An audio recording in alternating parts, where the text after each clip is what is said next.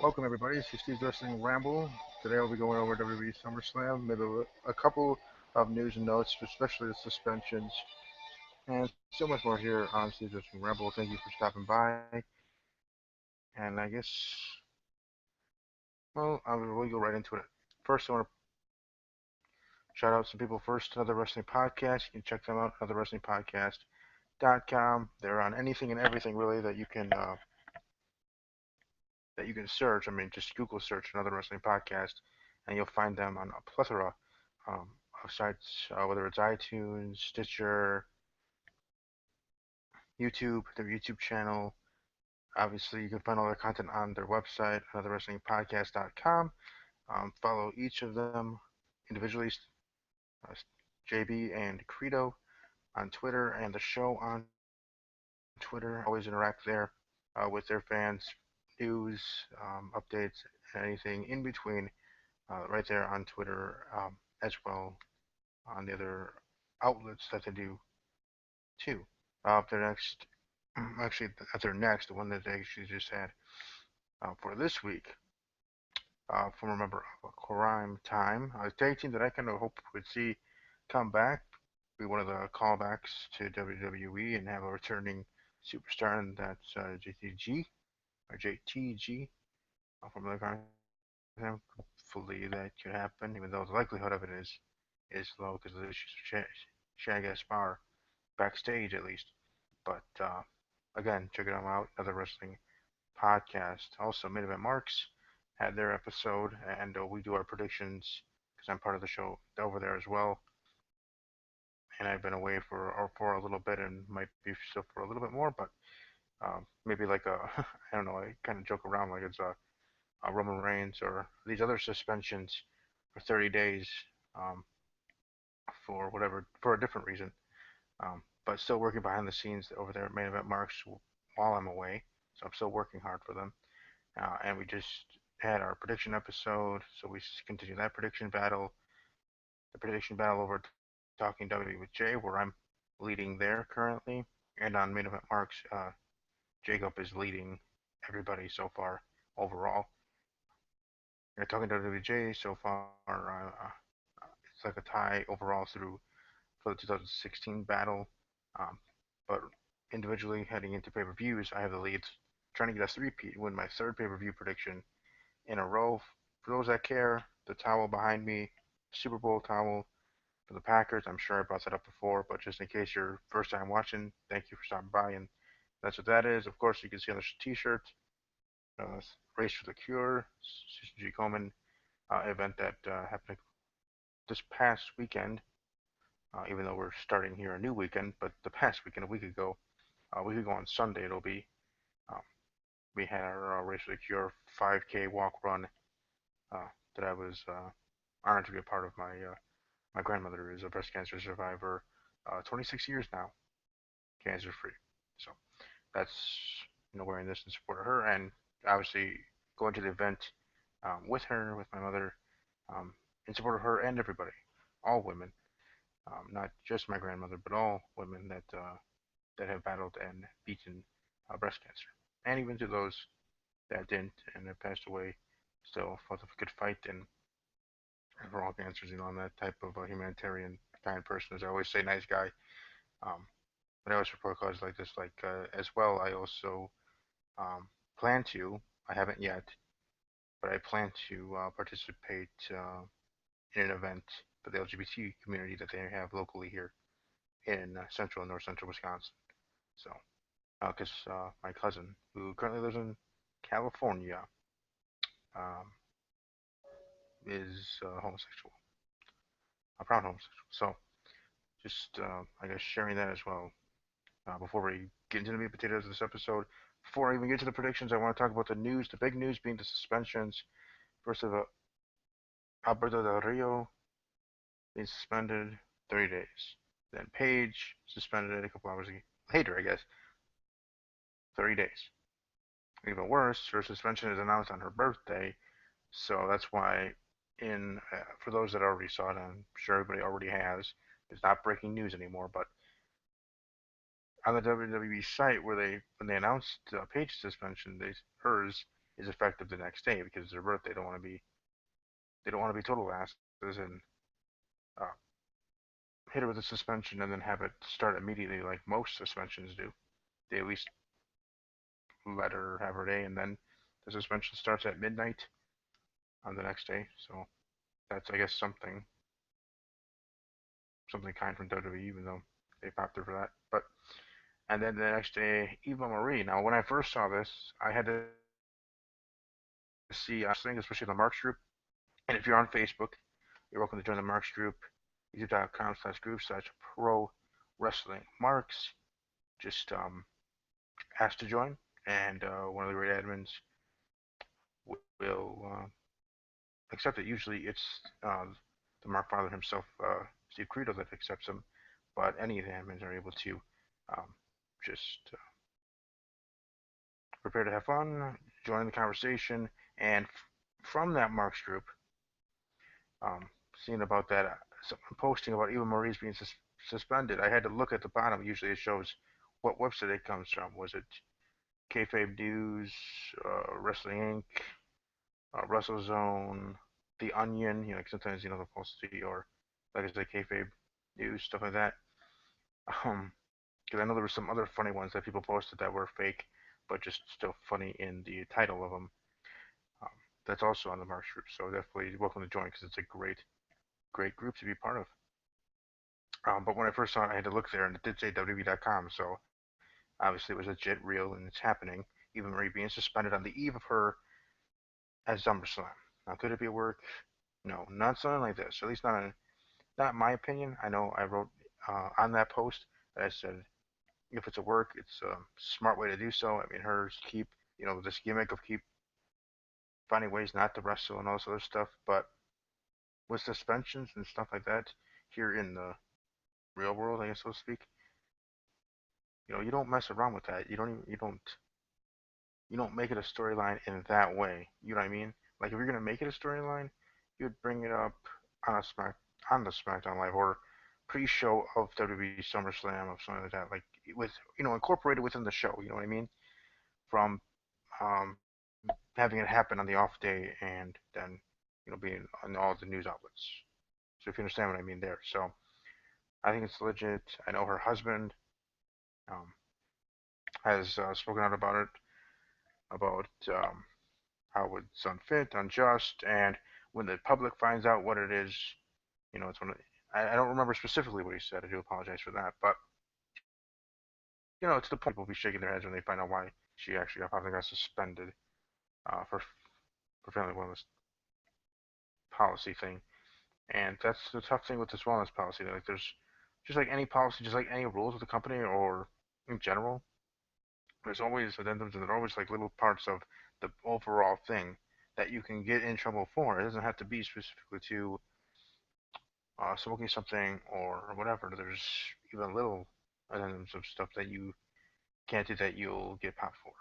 Like I know I was talking about on talking WWJ during our predictions episode where I thought that Alberto Del Rio was popped for because maybe WWE found out or whatever about him wearing his indie trunks that said El Patron there. So it could be anything, could be everything, could be something serious, could be not serious, could be just like I said, a little thing that is a technicality. So WWE has to suspend them for 30 days. Now I don't think that WWE wants to lose these superstars, whether Alberto Del Rio is not happy with his position or not. Paige not being used on Monday Night Raw, that's a separate issue than this. Otherwise, I'll be here forever before I give my predictions. But Eva Marie being in the storyline, and if it is something more serious than just something random or just something that, as your husband put it, was kind of stupid why they suspended her, then she was the one that's being stupid and doing something that to get her in trouble on the eve of her being at SummerSlam. I mean, a lot of people dislike her and yada yada and everything else, but the way she's being booked, this whole gimmick of each week, another reason for her not to wrestle, another excuse sort of thing, and what I thought was to be culminating here to SummerSlam, and for her to get the win, get the pin herself, and do that sort of thing, and doing it in a sort of way where she's not even actually having to wrestle. See, that's even would be the genius part of it on WWE booking standards or by the creative team, where it's just a situation where, let's say Alexa Bliss, um, does her finisher on somebody, and then just takes Eva takes Alexa to come in and gets the pin sort of thing right there, where she's technically in the ring for only a couple of seconds and gets the win for her team, for the team, for the heel team. So, but these are going to be my predictions. Obviously, for here on my own show, will be predictions for main event marks and the prediction battle. There is one match that has been added that I don't know. I don't think it will not be part of the prediction battle. I will talk about it and give my predictions, but that will only be for the show and not for main event marks. I'm just making that clear for my friends over there and co-workers, cohorts, amigos over at main event marks that are going to be watching this later since they're all at work doing things. So I just want to let them know here up front. Just like I said, I just want to quickly talk about those things, and let's get right into it. Um, WWE SummerSlam 2016 edition, Barclays Center, Brooklyn, New York. I would hope, I would love WWE SummerSlam, WrestleMania, NFL Super Bowl, um, NCAA Final Four, all these great things in sports to come to the Bradley Center or come to Milwaukee, especially now that we're getting an upgrade there um, in our facilities, in our building there. That maybe we could have host those things. For the Super Bowl, it wouldn't be in there, but Super Bowl would be at the Lambeau Field, but the other events, the basketball and others, and WrestleMania or SummerSlam, it would be awesome to have that in our backyard. I don't, as much as I want that, I don't know if I'll ever see that in the near future or in the future, but it would be awesome. Um, I mean, and it's not that they don't come to the state of Wisconsin ever. They're here a plethora of times over the course of a year and years counting, whether at the Rush Center in Green Bay or the Bradley Center in Milwaukee. Also have a SummerSlam because then I can invite the Talking WJ crew, the Main Event Marks crew, um, members of the Marks for Life group or others. Um, welcome them to my state. Welcome to the Badger State, and enjoy WWE SummerSlam or WrestleMania. And other events. Show them my state, my town, or the town of Milwaukee, and Green Bay if it's the Super Bowl, um, in that kind of way. That's best for business, best for the state of Wisconsin, the city of Milwaukee. It would be awesome if that. It would even be awesome if Milwaukee ever made it to be one of the finalists for a WrestleMania or a SummerSlam. I don't know if SummerSlam does it the same way WrestleMania does, where places are trying to bid to be the host site of WrestleMania. SummerSlam is different. They were at the Staples Center and in California, Los Angeles, California, for X amount of years, and now they switched over to the other side of the coast here and in Brooklyn, New York. So it's just between those two. So I think it would be more specifically more WWE WrestleMania where Milwaukee would ever have a chance to do that. But anyways, this SummerSlam, WWE SummerSlam 2016 edition, Barclays Center, Brooklyn, New York. First match here is a new match, the one that actually just broke, just breaking news on Twitter. Even though I noticed it a couple minutes before they tweeted it out. Whoever does that for WWE, whoever the cool person, the lucky person is to do that. Wouldn't that be an awesome um, part of your job? I mean, it's not everything, I wouldn't think, but part of your job would be actually being able to use at WWE Twitter handle. Why not? That'd be awesome. At least to me, it would be. I mean, I'm all about social media with my 4 Twitter handles, 3 Facebook fan pages, and other things. So, first match: Sami Zayn and Neville versus the Dudley Boys. Like I said, this was just breaking news. So much welcome to go over to WWE.com Twitter handle to find that. Retweet it. Um, add me in a tweet about it if you want to at WWE underscore podcast. Follow me there at WWE underscore podcast. Sami Zayn and Neville versus the Dudley Boys. I'm gonna go with Sami Zayn and Neville. I mean, again, just do this match together. Part of the kickoff show, 2 hour kickoff show. We're gonna have 2 matches for the kickoff show. But in this first one, I'm gonna go with Sami Zayn and Neville. Before I move on, I also wanted to say thank you to the new subscribers on my channel. I do see that there's one was Girls Meets Film, which I did give a shout out to my Girl Meets World video. A couple other ones seem like big fans of my MTV Screen Review podcast, so thank you, and we appreciate that. Me and my co-host for those review podcasts, Jay. When we have the Halloween episode, that's special. I'm hoping to have Fright Flicks. Search them on YouTube, Fright Flicks. Awesome content, awesome podcast over there. Killer Theories is the name of his podcast on his channel, and we hope to have him have a 3-man band um, for one episode or maybe more episodes in if season 3 comes. Talking MTV Screen, but when we have the Halloween special um, for the show, we hope to have him on our show here on YouTube. Cesaro versus Sheamus, the other kickoff match. I'm going to go with Sheamus for my official pick for here and main event marks, and the rest of these obviously will be for here and main event marks. Sheamus over Cesaro. Next match, Carmella, Becky Lynch, and Naomi versus Natalya and Alexa Bliss. Like I said, there's no Eva Marie. Now, if there was going to be someone coming in, you would think it'd say Natalya and Alexa Bliss and to be announced, or and question mark, question mark, question mark. You know what I mean?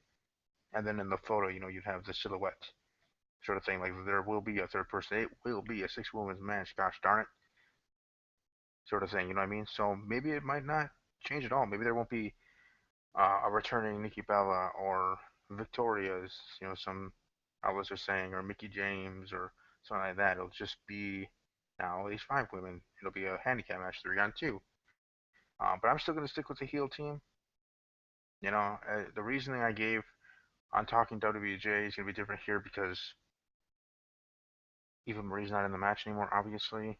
So the whole idea of her getting the pin and getting the win, here I'm probably going to go with Alexa Bliss and Natalia getting the win, and Alexa Bliss getting the pin and the win over Naomi. Next match, Intercontinental Championship. The champion, The Miz, versus Apollo Crews. Not Apollo Creed, Apollo Crews. I'm going to go with The Miz. I don't really think it's time for Apollo Crews to be the champion. Not that I don't like him. I respect him. But I have a feeling that the plan for the Intercontinental Championship, and who really could be a true threat to The Miz, is actually Baron Corbin. I think Baron Corbin, who also is not on this card, along with Bray Wyatt, um, would be a nice fit. Maybe he might even interfere in this match. You never know. Baron Corbin could interfere after The Miz wins to set up the next feud. Next match, Enzo and Big Cass versus Chris Jericho and Kevin Owens, Jericho. I'm gonna go with Enzo and Cass. I just see this being a one-off. Jericho and Owens maybe having altercation or miscue or however, and Big Cass getting the pin over Chris Jericho. So Enzo and Cass defeating Jericho. Next up, WWE Tag Team Championship match: The New Day versus the Club, Gallows and Anderson. This one's a tough one. I mean, I can see the New Day maybe surviving again. Big E maybe coming back and helping out the New Day. But then again, he can also come back and cost the New Day titles and really slowly have that team deteriorate and then break off, um, one by one, kind of like the Wyatt family in that situation. So I'm gonna go with the Club to become the new WWE Tag Team Champions and go WWE Women's Championship match: Sasha Banks versus Charlotte. I think this one could be match of the night, even with all the other great matches here for WWE SummerSlam 2016 edition. I'm gonna go with Sasha Banks to successfully defend her title. I don't see WWE having her drop the title just as quick as she got it. I kind of wish they would have waited to SummerSlam for her to have this grand moment of becoming the champion than doing it when they did on the Raw after, because whether the rumors are true or not about Charlotte and her wanting time off, she still is made it to SummerSlam. She's still on Raw each and every week. So they still could have booked it and got to the point of Sasha Banks becoming the champion at SummerSlam, having her moment, having it being one of the best moments of SummerSlam. Must talk about, never forget, awesome, forever, etched in stone, part of WWE history moments. I see why they did do it for the Raw after the draft, making Raw so awesome in that episode with Sasha Banks winning the title, Finn Balor, who was just drafted and brought up to the main roster from NXT, defeating Roman Reigns clean, and being able to face Seth Rollins to become the new and first WWE Universal Champion. So I get it in that way, but I still would have really wished and hoped that they would have just waited, just be a little bit more patient, and have her win the title at SummerSlam. It would have been alright. I mean, heading into that match the night after there, or after the draft and everything, you just it would have been alright if Charlotte won by some fluky win or Dana Brooke getting involved, and then Sasha gets upset, and then we just get to this point where Dana Brooke is barred from ringside, and Charlotte has to win it on her own or lose her championship. Get to that point actually here in SummerSlam, like it is now. Only Sasha's the champion. It's not that I didn't want Sasha to be champion. I actually did. I've been saying it for months and months on this show, Main Event Marks, talking WJ, calling in on another wrestling podcast. Sasha Banks was going to be I wanted to win the championship, but at so it's not that I'm upset that she became champion. It's the time they did it. They did it a little bit early, prematurely, but in the end, she's the champion. That's all that really matters, right? She is the future of the women's division. That is true, dang true. Next match, U.S. Championship match: Rusev versus Roman Reigns. Again, another tough one. You don't know what's going on. You're building up Rusev, or keep building Rusev being um, the kicker, and Roman Reigns. He push after his suspension and everything, and losing clean at pay-per-views, and thinking that we thought that he would be in the match for the Universal Championship against Seth Rollins, have them have a one rematch after the Great Shield triple threat from WWE Battleground. But nope, he loses. Finn Balor's in that spot, and now he's going for the U.S. title. But my prediction is going to go with Rusev. I still think he's going to successfully defend and go from there. John Cena versus AJ Styles. I'm going to go with AJ Styles. Plain and simple there. WWE World Heavyweight Championship match: Dean Ambrose versus Dolph Ziggler. Dean Ambrose, no question about it. I don't really see a reason to put the belt on Dolph Ziggler a couple years too late. But hey, at least he's been kind of getting promos and making us think. He's doing his job, along with the WWE writers trying to do their job too, to make us think that Dolph Ziggler has a chance. And the promos that he cut the last couple of weeks on SmackDown Live has been pretty good and pretty awesome and pretty heartfelt, to be quite honest. Like, blowing out the line between kayfabe and reality. But I'm still gonna go with Dean Ambrose. So here we go. Finn Balor, Seth Rollins to crown the first WWE Universal Champion. I'm going with Finn Balor. I think you want to build credibility already, something that's new. Give it to Finn Balor. Have Seth Rollins chase. Maybe Seth Rollins actually finally gets the title at Survivor Series, or maybe all the way to WrestleMania. But I don't see it going that long. This one feud all the way to Mania, because that's still far away in the landscape. But maybe the Survivor Series. But I'm gonna go with Finn Balor to win the Universal Championship. Brock Lesnar, Randy Orton in the promotional match. Brock Lesnar of Raw, Randy Orton of SmackDown Live. Let's just put it this way: I'm gonna be cheering for Randy Orton because he's SmackDown Live, and I represent the brand of SmackDown Live on Talking WJ. So I gotta go with our team player there, I guess you can say, our member there, Randy Orton. But my prediction will be Brock Lesnar, but I'll be cheering and hoping 3 RKO's, or yeah, 3 RKO's, 2 DDTs. You know what I mean? Between the ropes, to get the win. But my prediction and pick is gonna be Brock Lesnar, because maybe they're setting something up for WrestleMania for Brock Rock, You know, Brock Lesnar versus The Rock. Maybe Brock Lesnar versus Bill Goldberg. That'd be awesome as well. Have that second match that everybody's gonna has been clamoring to see because the first one sucked a pile. Just sucked. It wasn't good. It's just a pile of crap. But that was because of the situation at the time. Brock was leaving not caring. Goldberg was out the door as well.